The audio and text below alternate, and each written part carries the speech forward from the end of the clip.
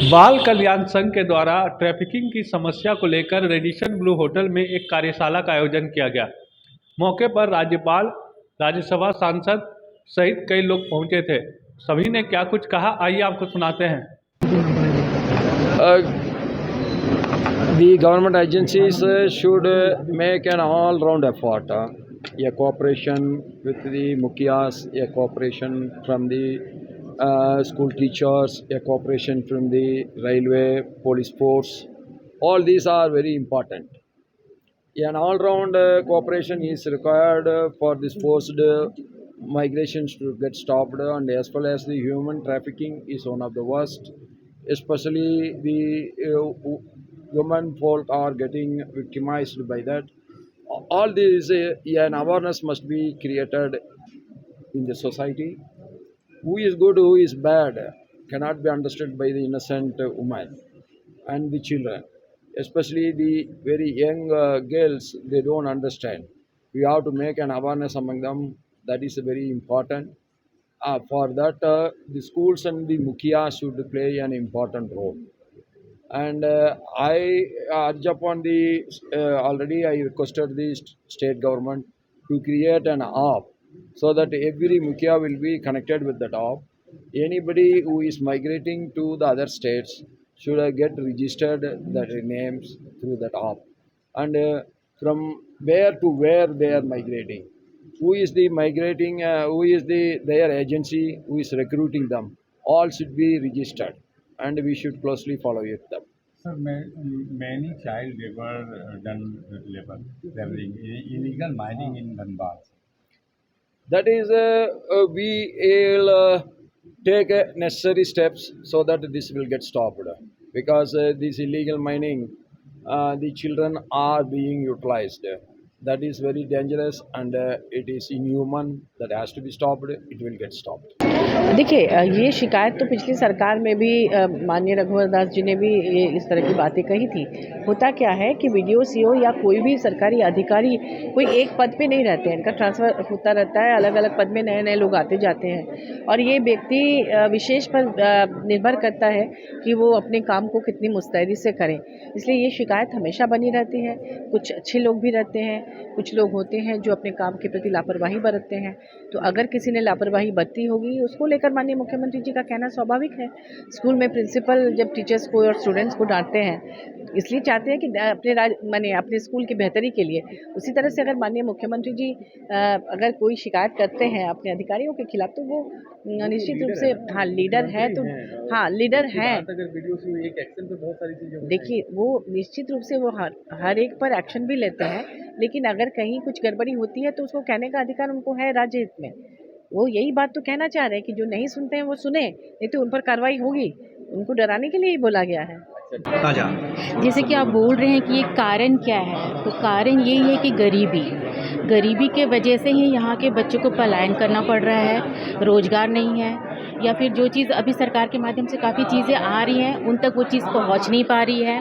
तो ये हम लोग को ये है कि अभी जब से आयोग आया है तब से हम लोग अवेयर करने के लिए बहुत ज़रूरी अवेयरनेस प्रोग्राम चलाना बहुत ज़रूरी है झारखंड में, जो कि शहर, गांव, कस्बा, जिला हर जगह ये अवेयरनेस, जब तक ये अवेयरनेस नहीं होगा तब तक ये मुद्दा बढ़ता ही जाएगा दिन प्रतिदिन। इसलिए हम लोग अभी आयोग आ गई है तो हम लोग हर जगह अभी अवेयरनेस प्रोग्राम करवा रहे हैं, गांव हो, शहर हो, कस्बा हो, क्योंकि बिना अवेयरनेस जब तक इनको अवेयर ना रहें तब तक ये सब क्राइम बच्चों को होता रहेगा। और सबसे बड़ा क्राइम आजकल इसमें हो रहा है ट्रैफिकिंग को लेकर के, ये जो इंटरनेट के थ्रू, सोशल मीडिया के थ्रू ये बहुत बड़ा एक मुद्दा आ रहा है अपने झारखंड में। इसके थ्रू काफ़ी तरह के अलग अलग क्राइम हो रहे हैं। तो सबसे ये इस पर भी हम लोग काम कर रहे हैं, आयोग काम करे, एक और प्रोग्राम भी ऑर्गेनाइज करेगी इंटरनेट सेफ्टी को लेकर के, जो कि बच्चों को जो इंटरनेट आजकल सोशल मीडिया चला रहे हैं उन लोगों को मतलब कि अवेयर किया जाएगा ताकि ये क्राइम कम हो सके। सपनों की उड़ान, आज हमारा स्थिति है कि जो ट्रैफिकिंग के बारे में एक कलंक था उसको आज कहीं ना कहीं धोने का काम लोगों ने, सरकार ने, यहाँ के एनजीओ ने, यहाँ के कमीशन ने किया है।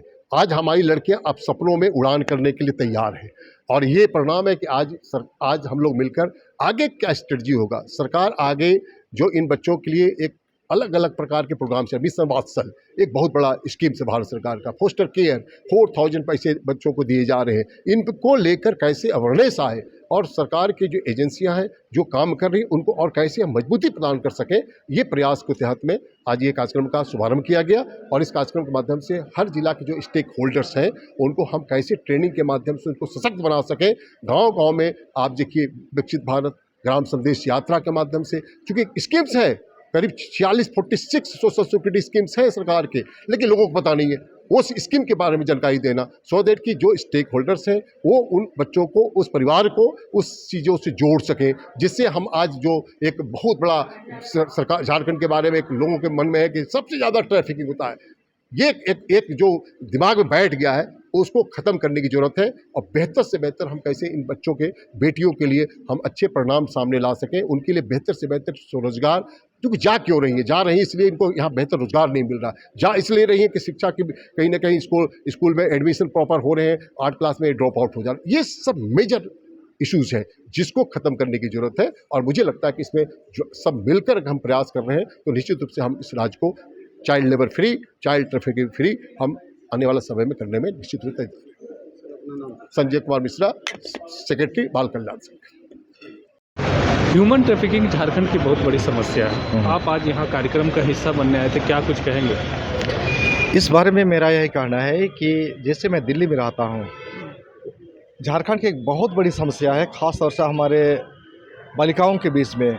बालिकाएं हमारे जो ड्रॉप आउट होते हैं 9वीं 10वीं के बाद में आगे की पढ़ाई नहीं कर सकते किसी वजह से, उनको आगे कैसे बढ़ने के लिए प्रोत्साहन दिया जाए, ड्रॉप आउट को कैसे उनका ज़िंदगी को संवारा जाए, उसके बारे में बहुत कम संस्थाएं आगे आती हैं। और मुझे यह जानकर बहुत अच्छा लगा कि इस विषम समस्या के समाधान के लिए हमारे इस संस्थान ने यहाँ आज जो सपनों की उड़ान के माध्यम से जो अपना पहल किया वो मुझे बहुत अच्छा लगा। और ख़ास तौर से गवर्नर साहब का जो मैसेज था, उन्होंने झारखंड के बच्चों के लिए, ख़ास तौर से बालिकाओं के लिए जो ड्रॉप आउट होते हैं उनकी ज़िंदगी को कैसे मोड़ा जाए और उनके सपनों की उड़ान को कैसे साकार किया जाए, इस बारे में उन्होंने बहुत अच्छी बातें बताई।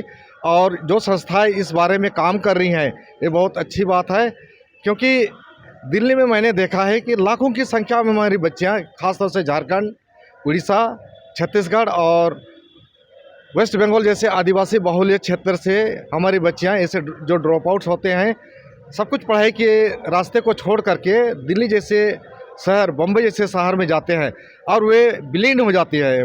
कई सारी बच्चियाँ वापस भी नहीं आती हैं और वहाँ भी हमारे लिए बहुत विषम समस्या बन गई है।